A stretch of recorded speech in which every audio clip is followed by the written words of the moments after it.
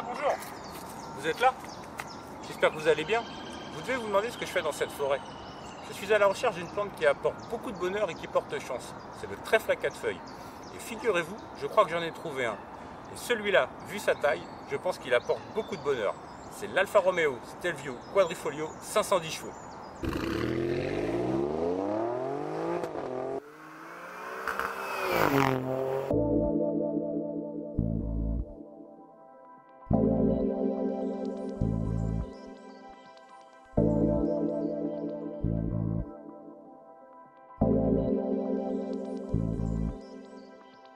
Alors le Stelvio Quadrifolio, il apporte beaucoup de bonheur par sa présentation extérieure. Ici, tout a été poussé à son maximum pour montrer qu'il appartient au monde du sport automobile. Déjà, son gabarit, 4,70 m de long, 1,90 m de large pour 1,67 m de haut. De plus, cette version Quadrifolio arbore des arches de roue élargies qui permettent de passer des jantes Quadrifolio en 20 pouces qui chaussent des pneus en 255/45 par 20 à l'avant et 2,85/40 à l'arrière. Il est imposant, il est posé. Ensuite, on notera la présence de freins percés qui sont pincés par des étriers à 6 pistons à l'avant et 4 pistons à l'arrière. Pour le reste, on notera la présence d'un logo avec un trèfle à 4 feuilles au niveau des ailes avant. C'est spécifique aux Alfa Romeo sportifs depuis des décennies. Et surtout, un capot ouvert à l'avant avec des prises d'air qui permettent de refroidir le moteur. Et aussi une finition noir satiné au niveau des vitres. Alors la face avant du Stelvio Quadrifolio, elle a été modifiée.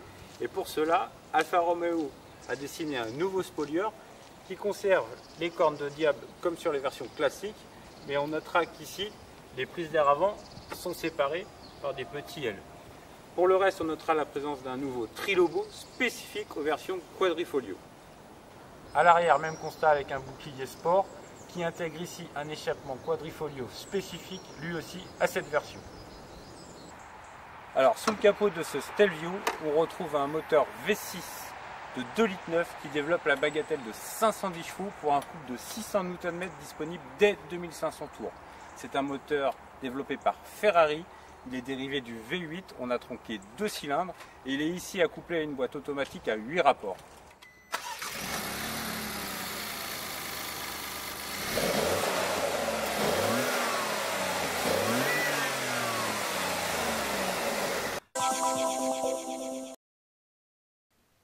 Alors l'habitacle du Stelvio Quadrifolio, il a été traité aussi de manière sportive avec des inserts carbone au niveau des contreportes. On a un cuir avec des surpiqûres rouges, c'est très joli.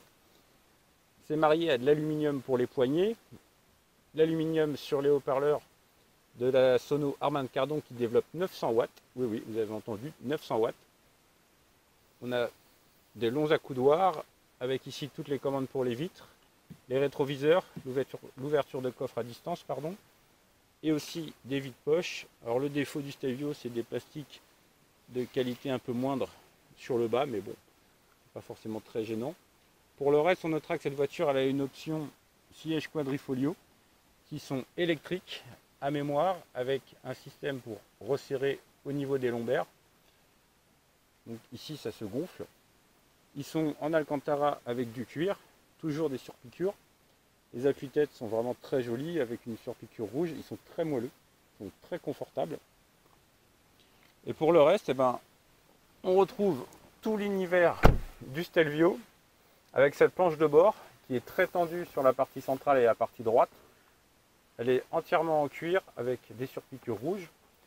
Côté conducteur, on a toujours la double casquette spécifique aux Alfa Romeo. Il y a un côté un petit peu néo-rétro, c'est sympa, qui abrite des blocs compteurs ronds avec un compteur gradué jusqu'à 330 km/h avec l'écran TFT sur le centre.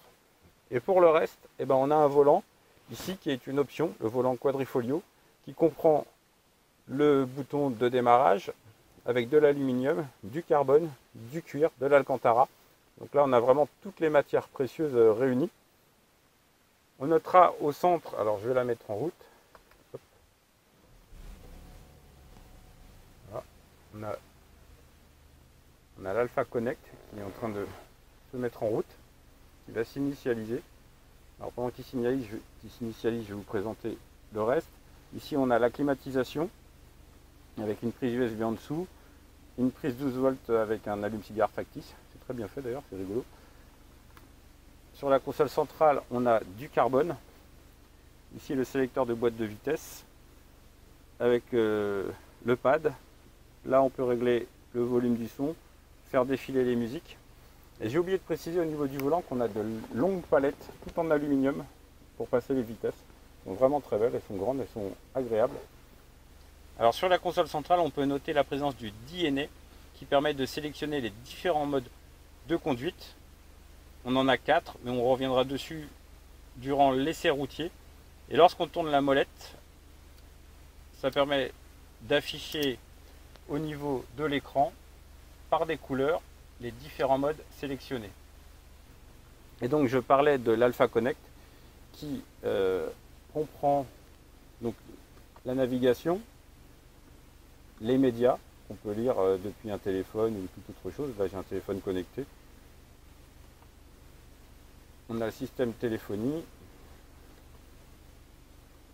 Et après, il y a plein d'autres paramètres qu'on peut ajuster. On a les notices d'utilisation. Donc c'est un écran de 8,8 pouces. Alors il n'est pas tactile. Et sur les prochaines versions, les versions Mai 2020 qui vont sortir, qui sont sorties d'ailleurs là récemment, on a un écran tactile toujours de 8,8 pouces avec un affichage 3D pour la navigation. Donc c'est bien plus complet. Sinon pour le reste, voilà, c'est une belle finition. C'est bien fait. On a un ciel de toit noir à l'image des BMW M. Vraiment très très sympathique. On a un univers typiquement Alpha, fort agréable. Alors au niveau des places arrière, il y a quand même de la place. Là le siège est reculé parce que quand le moteur est coupé, en fait le siège recule et quand on ferme la porte, il s'avance pour reprendre sa position de réglage initiale.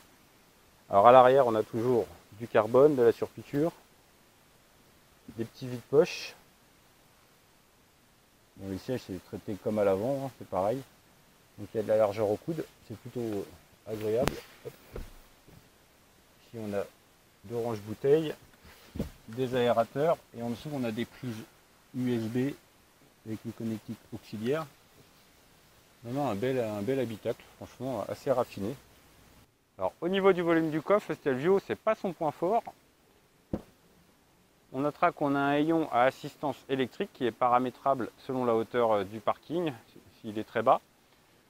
Pour le reste, on notera que le volume est quand même limité. On a 525 litres avec le kit réparation de roue, 499 avec la roue de secours et 1600 litres lorsqu'on a rabattu les banquettes arrière. Alors, on va manipuler les banquettes. Alors, on a un rideau arrière souple qui n'est pas très facile à ranger. Ensuite, ici on a une prise 12 volts avec un éclairage, des crochets et on a les poignées qui permettent de débloquer les banquettes. Alors il n'y a pas d'assistance électrique, c'est manuel, c'est un peu dommage. Hop, voilà. Et là du coup on a un volume de 1600 litres. C'est pas le meilleur de sa catégorie. Alors là vous notez que j'ai des fruits et des légumes. Alors je profite de cette présentation de coffre pour faire un petit clin d'œil à l'entreprise Les Plaisirs Fruités qui vendent des fruits aux entreprises et qui le lundi et le vendredi vendent des fruits aux particuliers. Ils sont à Trappes. Et là, vous voyez, j'ai acheté 8 kg de légumes, 8 kg de fruits. Et j'en ai eu pour à peu près une trentaine d'euros. Donc on est à un prix très intéressant. Et en ce moment, il y a des fruits de saison qui sont à peu près 2 euros le kilo. Donc il y a vraiment des fruits de bonne qualité, des bons légumes. C'est un petit coup de pouce que je leur fais durant cette vidéo. Et je les remercie beaucoup pour leur accueil.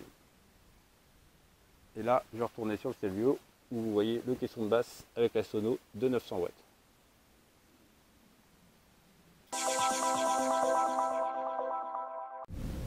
Alors, au risque de vous surprendre, je vais débuter cet essai du Stelvio Quadrifoglio dans son mode le plus basique du DNA, à savoir le mode éco.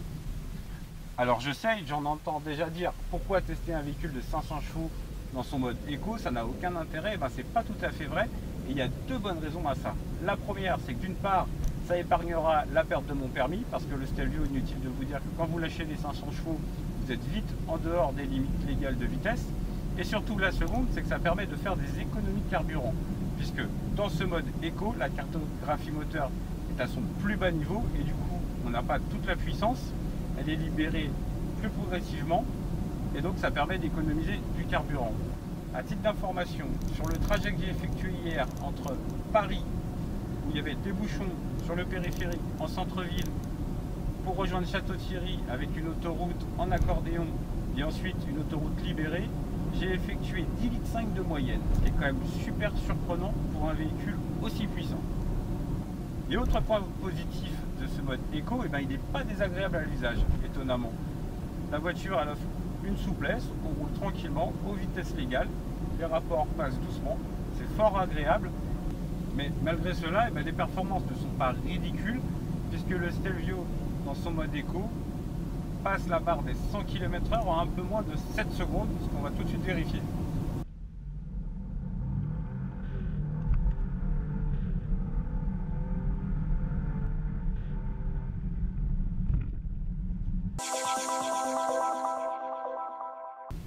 Ensuite, le Stelvio Quadrifoglio propose un deuxième mode de conduite, dit normal, qui est fait pour une conduite classique, où lorsqu'on l'active, on sent qu'on a plus de puissance, une meilleure réactivité au niveau de la pédale d'accélérateur, et surtout on sent que la direction s'est un petit peu raffermie.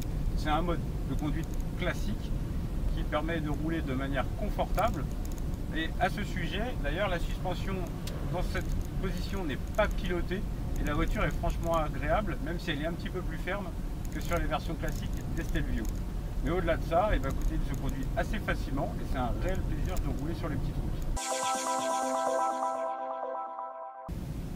Alors maintenant qu'on a passé en revue le mode de conduite éco et le mode normal, on va passer au mode qui nous intéresse vraiment, à savoir le mode dynamique et le mode Rise. Alors quand on enclenche le mode dynamique, ça s'affiche en rouge au niveau du tableau de bord. Tout de suite, on sent qu'on a la puissance qui est disponible à tout moment. On a une meilleure réactivité au niveau de l'accélérateur, une consistance de direction qui s'est vraiment raffermie. Et on sent aussi qu'au niveau de la suspension, il y a un tarage plus fort. On peut d'ailleurs désactiver en appuyant sur le petit bouton. Et là, en fait, on passe en mode soft. C'est indiqué au niveau de l'écran TFT central. Et du coup, on a une suspension un petit peu plus souple.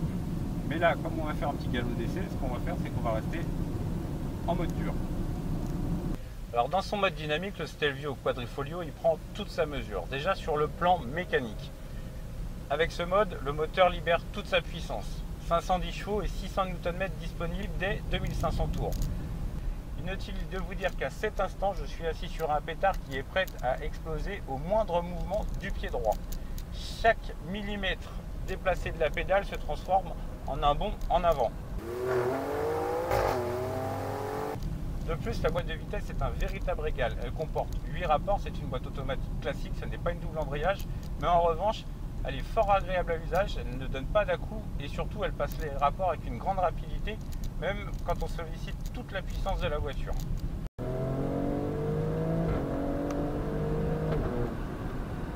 Alors sur le plan du châssis, le Stelvio Quadrifoglio fait office de référence dans sa catégorie. La plateforme Giorgio qu'il partage avec la Giulia lui offre un comportement routier vraiment exceptionnel. Et particulièrement dans ce mode dynamique où la suspension pilotée est activée dans son mode le plus hard, le plus dur, ce qui permet de quasiment faire disparaître le roulis et surtout de maîtriser les mouvements de caisse. Elle est vraiment très bien calibrée et c'est vraiment un régal de pousser le Stelvio sur les petites routes. On a vraiment une bonne motricité avec le système Q4, la voiture est collée à la route et là vous voyez sur ces petites routes humides, la voiture ne bronche pas, elle est scotchée à la route et on peut oser le rythme sans arrière-pensée. De plus, je tiens à préciser que notre voiture est équipée de pneus hiver, donc ce qui fait qu'évidemment la motricité est un petit peu moins bonne, d'autant plus qu'on a des températures plutôt élevées avec une température extérieure de 13 degrés. Et c'est pas pour rien qu'en 2017, il a obtenu le record du tour sur le tortueux circuit du Nürburgring avec un temps de 7 minutes 51 secondes et 7 dixièmes, un record pour ce type de véhicule.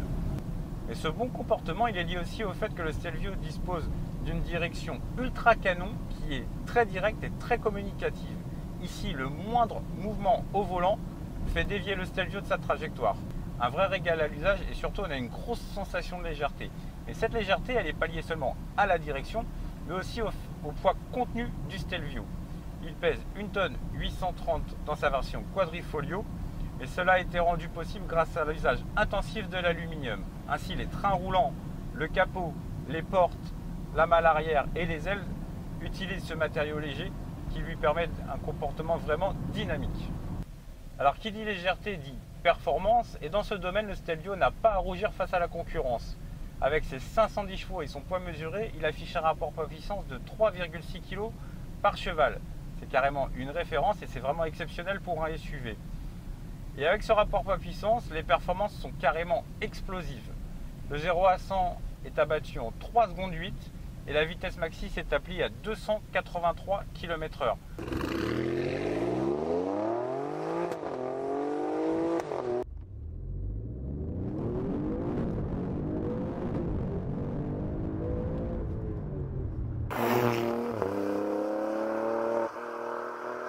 De quoi s'amuser avec la production allemande et parfois même les larguer. À ce sujet, j'ai une petite M4 qui me pousse derrière, on va voir ce que ça donne si on s'amuse avec lui.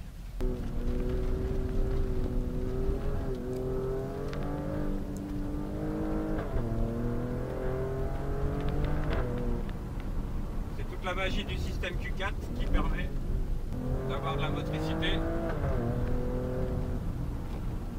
dans toutes les circonstances. En revanche, si je devais émettre un petit bémol au niveau de ce mode dynamique, ce serait au niveau de la sonorité de l'échappement. En effet, les clapets ne sont pas ouverts en permanence, mais seulement quand on sollicite les gaz à fond.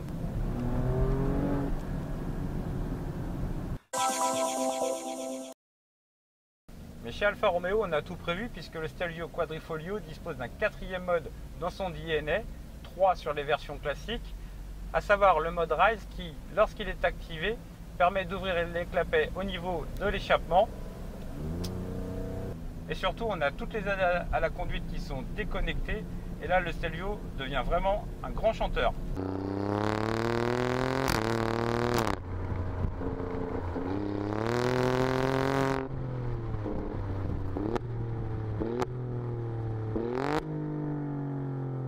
Bien évidemment, ce mode se destinera à un usage piste et c'est vraiment un véritable régal.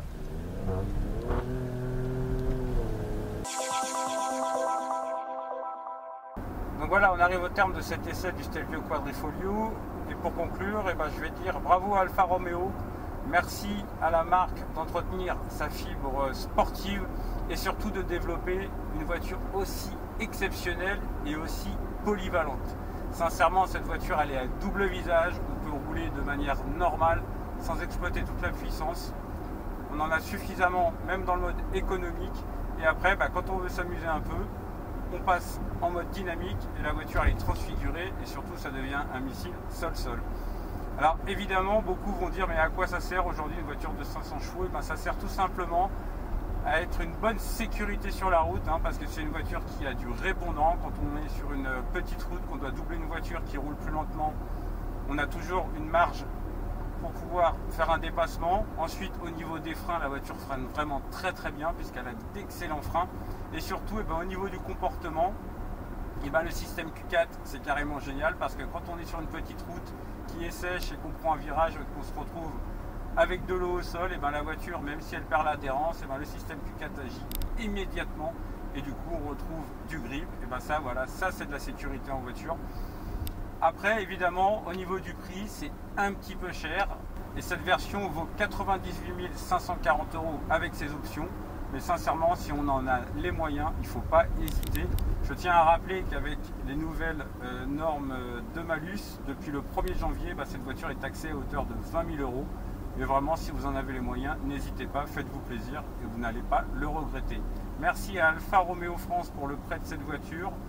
Je vous dis à très bientôt et moi je vais la rendre et surtout je vais la garer et ne pas me retourner parce que j'ai vraiment peur de succomber au charme italien. Allez, à bientôt sur Test and Driving. Ciao.